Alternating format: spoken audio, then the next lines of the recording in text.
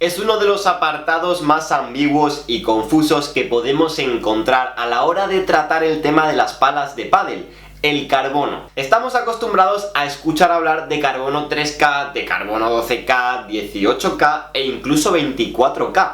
¿Pero en qué se diferencian y cómo funcionan? A menudo asociamos el tipo de carbono a la dureza de la pala, y aunque tiene algo que ver, no es el único factor a tener en cuenta. Para determinar la dureza de una pala también tendremos que hacer hincapié en otros aspectos que solemos pasar por alto. Hoy vamos a tratar de explicar cómo funciona todo esto de los carbonos en las palas de pádel y qué conceptos debemos saber. Empezamos ya. Insensatos, esto es Punto de Oro y yo soy Fran Guerrero.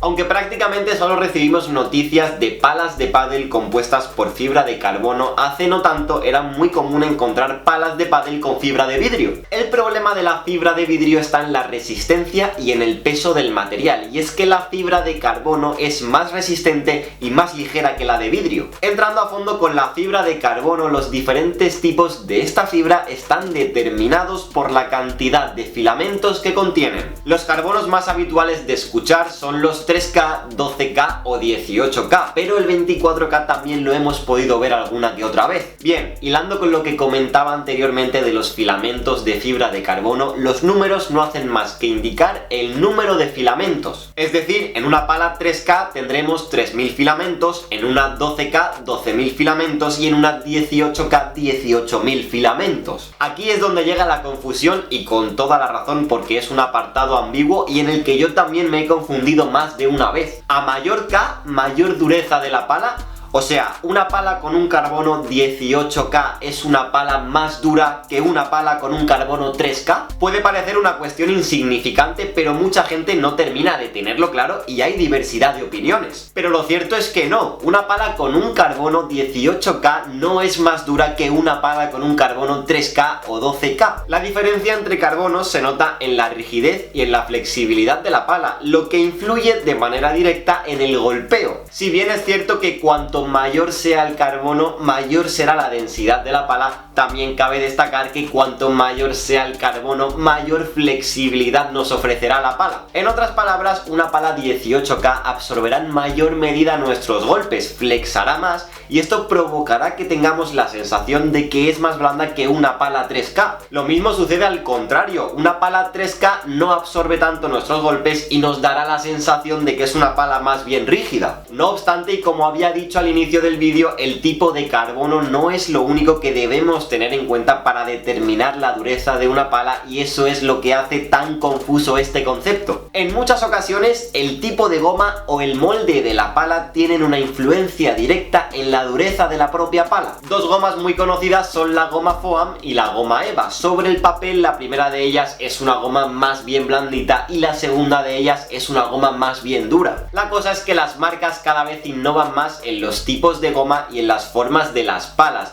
Por eso en algunos casos puede suceder que no se cumpla esto de a mayor K más blanda es la pala. Lo que sí que estamos pudiendo apreciar en los últimos años es que las marcas siguen reinventándose y haciendo pruebas con los carbonos, como hemos podido ver por ejemplo en la pala de Alejandro Galán, que tiene un carbono 16K, y de Javi Garrido, que tiene un carbono 15K. Otros jugadores, como es el caso de Agustín Tapia, prefieren apostar por carbonos más bien polivalentes como el 18K y que sus muñecas hagan el resto en la pista. Empieza a ser una tendencia que los jugadores apuesten por palas duras independientemente de las características del jugador. Sin ir más lejos, Tino Libac tiene una pala con un carbono 12K y Chingoto juega con un 3K. Aprovechando esto último que he comentado, repito que el carbono no es lo único que determinará la dureza de la pala. A modo resumen, y por destacar algo de los carbonos más conocidos en estos momentos, el 3K es el más resistente y duro. El 12K sigue siendo resistente, más manejable que el anterior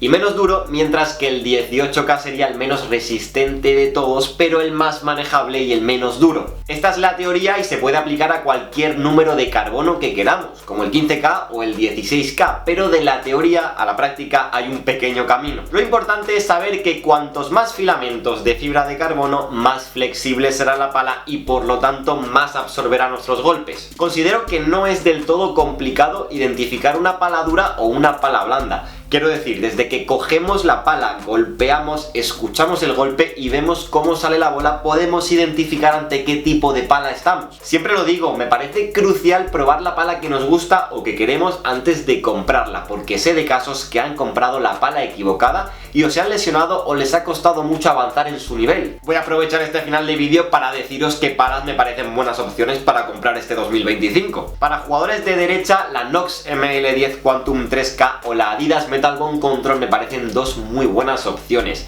Y voy a añadir una novedad, la Combat Krakatoa de Manu Martín, que si no la habéis visto, echarle un vistazo. He escuchado cosas muy buenas de ella y las especificaciones son brutales. Para jugadores ofensivos tiraría más por la Siux Electra de Stupa. Y aquí añado también otra sorpresita, la Oxdog Ultimate Pro, una pala que os aseguro que a más de uno os sorprendería tanto en ataque como en defensa. Y como opción polivalente os diría la Nox AT10 de Tapia, un clásico ya en el mercado de las palas de pádel. Dejadme vosotros en comentarios si conocíais todo esto de los tipos de carbono o si vuestra concepción era distinta de la que he comentado yo en el vídeo. Si queréis aportar información siempre es bienvenida. Poco más por mi parte, como siempre muchísimas gracias por toda la confianza y muchísimas gracias por estar detrás de la pantalla.